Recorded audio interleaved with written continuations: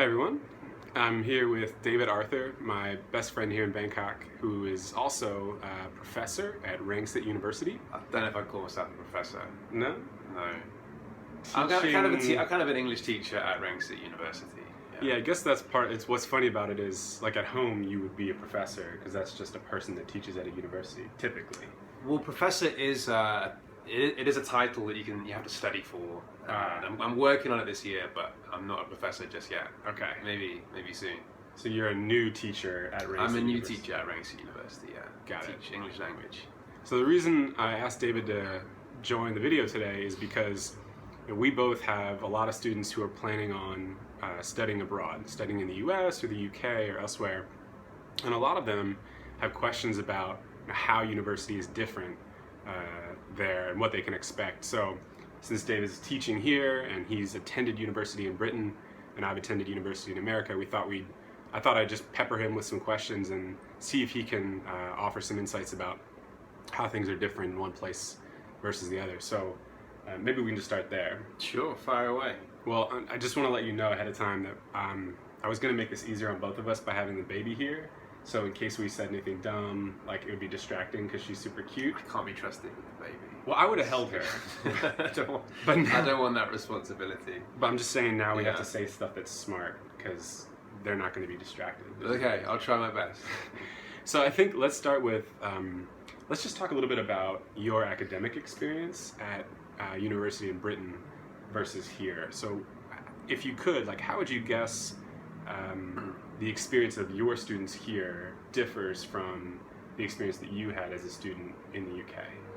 Well, when I was in the UK, we only had 10 hours contact time a week. We had 5 lectures and 5 seminars, and attendance wasn't really mandatory. You know, if you skip classes, no one would really chase you up. Whereas at Rangsit University, I mean, there's a difference in Thailand between private universities and government universities, but at the university I'm at, they're supposed to get 80% attendance. And if they don't get 80% attendance, the teacher is within their rights to give them an F.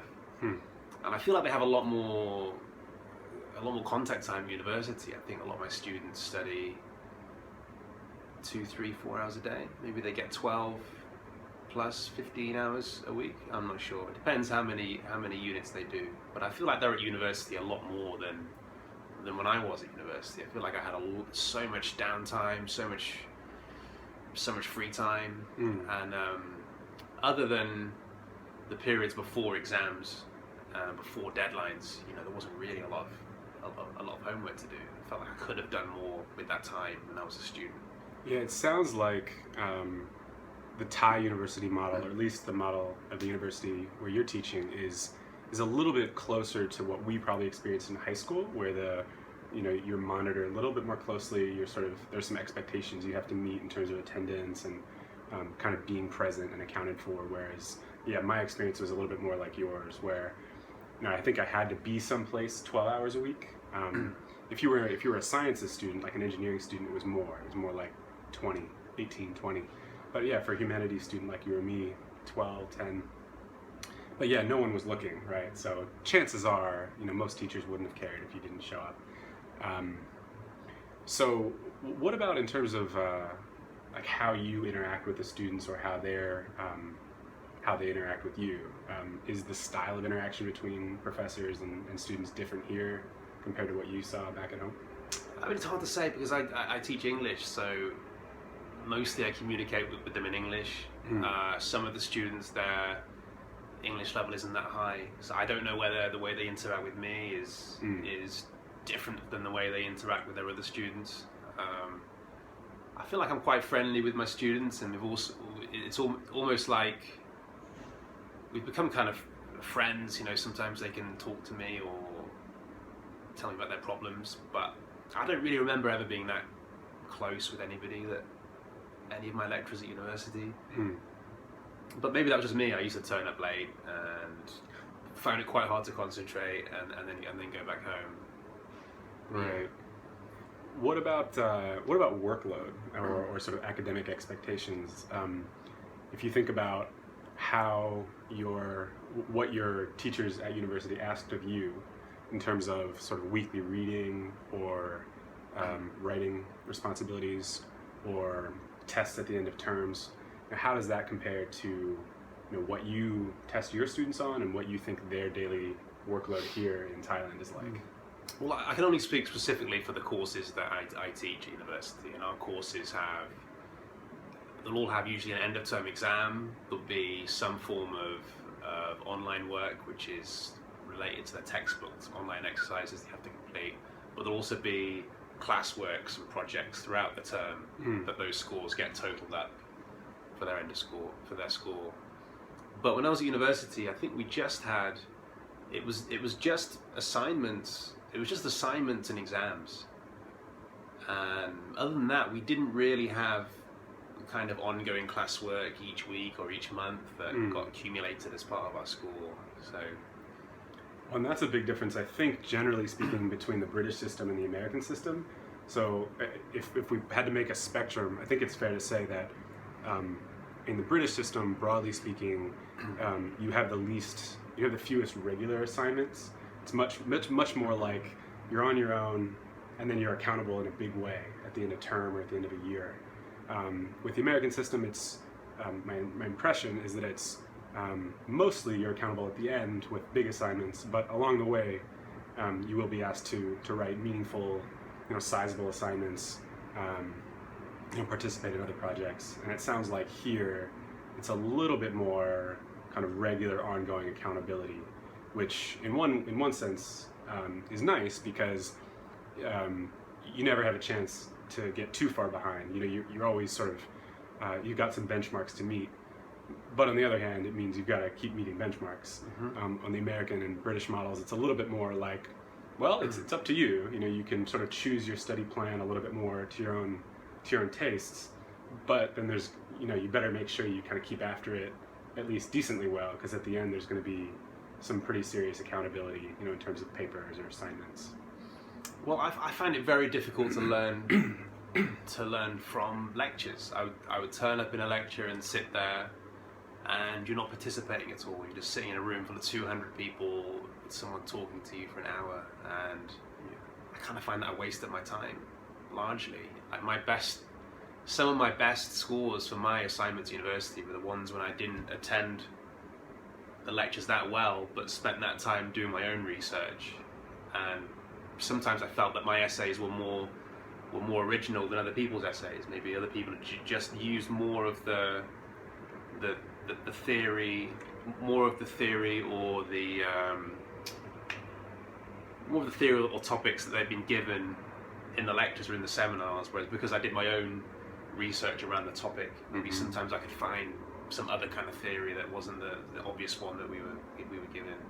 Yeah, well, and I think that goes to, that's also very true of the American university system, that in most universities, you will have, at least some of your classes will be large lecture courses, and it'll probably feel much like what David's describing, where you might get a lot out of the material, but it might not feel like a very intimate environment, and it might feel like you could have learned the material on your own.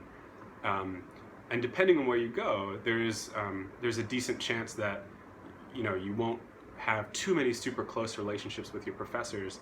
And part of the reason for that is just the structure of universities themselves. That in America, and you could probably speak to Britain better than I could, but in America, professors, except at a certain class of colleges, liberal arts colleges basically, except for liberal arts colleges that are more devoted to teaching college students, professors typically get hired on the strength of their scholarship, on their academic work, on the publications they've put out, and the strength of their teaching is secondary, which means that they put less effort into their teaching. So it takes more work to sort of seek out those professors that are really interested in teaching, or to look into universities where the teacher-student relationship is more of a priority. That's something you kind of have to look into both ahead of time and then once you arrive at your college to seek out those professors. Is it similar in Britain? And then how does that compare to here in terms of how the hiring for professors works? Any idea about that? No, I'm really not sure how that works in Britain. But I think just from having such limited contact time with the professors, and 50% of that is lecture time. So I don't think there's a lot of opportunity to really kind of build up a relationship with your lecturer. Right. Okay, so two more kind of clusters of questions, I guess. One is, I'm a little curious about, outside the classroom, how does the experience of an undergraduate, differ from Britain to Thailand? I guess one thing I'll say about America is that, in American culture, we think of college as sort of a halfway point between high school, where you're typically living with your parents still and not a lot of independence, and adulthood, where you're more fully responsible for yourself and probably have a job. College is sort of in between, where you're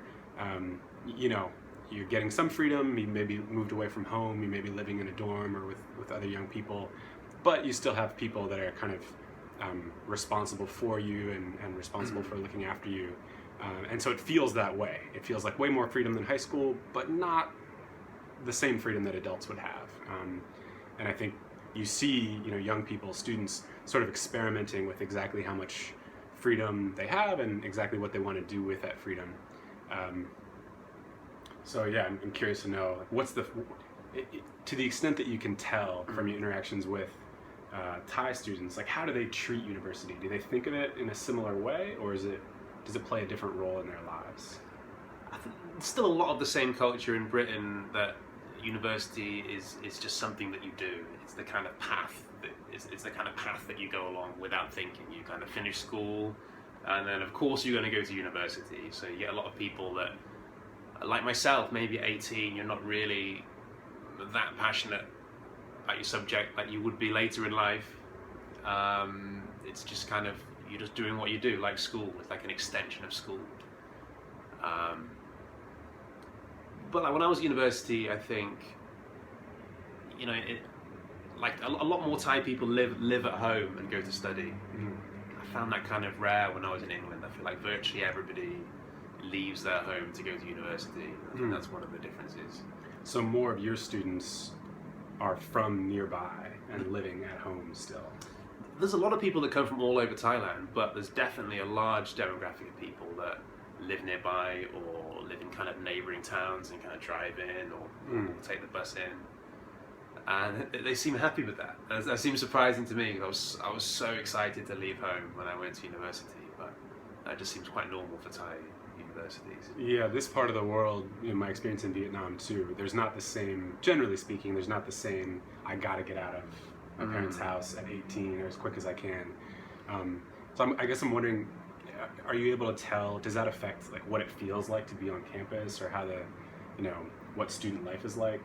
Is it, one stereotype you see a lot about American universities, if you watch any college movie about America, it'll be a big emphasis on sports and a big emphasis on big parties and fraternities and things like that, which certainly exist but aren't necessarily the central feature of college life. But I'm wondering, like, is it a similar mix of sort of extracurriculars, like students sort of testing their limits and partying a lot and that kind of thing, or is it more relaxed, or what's the feel? I think that definitely goes on. I don't think the binge drink culture is quite the level that it is in Britain when I was at university, but I'm sure that still happens, young people testing their limits. But I think with a lot more people living at home, it's probably a lot less than it is in England. Right. Well, so one last question for you, and this may be a bit of a curveball, so if you don't have an answer to it, that's totally fine. But I guess I'm curious, if you had to guess, if you had to think about a student who never left Thailand and was going to attend university in Britain or perhaps America, can you think of anything that would really surprise them, or that they would have to take a little bit longer to adjust to once they'd arrived? I think the independence of living in Britain. I think to live apart from your family and to be, at least in terms of your time, very independent from your family. You're not really going home a lot. You're not really talking to your parents a lot. You're kind of living on your own day to day, and I think that would be difficult for people from Asian cultures, where will see their family a lot more regularly. They're a lot more involved in family life. Right. Yeah, that one's an interesting one. I have some of my students who are attending boarding school in the U.S. The ones who've been away for a while they've adjusted. You can tell that they've kind of gotten used to it. But I think for the ones who are just going for the first year or so, there's this surprise at being around other young people who don't seem to have the same types of relationships with their family. Like my students, are doing the best to kind of maintain contact with folks back home, but it's tough. But boarding school could be different, because boarding school you're away from your family, but all the day you're with your teachers, in the evenings you're with your peers, and I think at university as an adult, I think there's more potential to experience loneliness if you're coming back to your room alone at night, if you're in a strange country, if you haven't really made a lot of friends. What's interesting about Thai universities is the big culture about hazing, and there'll be all these kind of hazing activities at the start of the year, and it's always controversial because every year there's always universities that take it too far and kids have to do humiliating things, but largely it's just kind of singing songs and marching and doing activities, and for all the bad things about it, it does break the ice with people that have come from all over the country, and afterwards they kind of manage to make a lot of friends. Everyone knows each other and they've got some kind of camaraderie from this shared horrible experience. But like in England, we don't really have any of that. I remember at first finding it quite difficult to fit in, quite difficult to make friends, without the university putting on these activities for everyone to get to know each other. Yeah, it's interesting you say that, because my first year at university, my university, like many, did have a week of activities for freshmen, and what they did is, if you had the option of attending basically a camping trip in the woods with about 10 of your fellow freshmen, or like a service trip to an inner city doing some sort of volunteer activity for about a week. So you got to know 10 people really well. But then after that, there was a couple days of ice-breaking activities, and then it was just the school year was underway.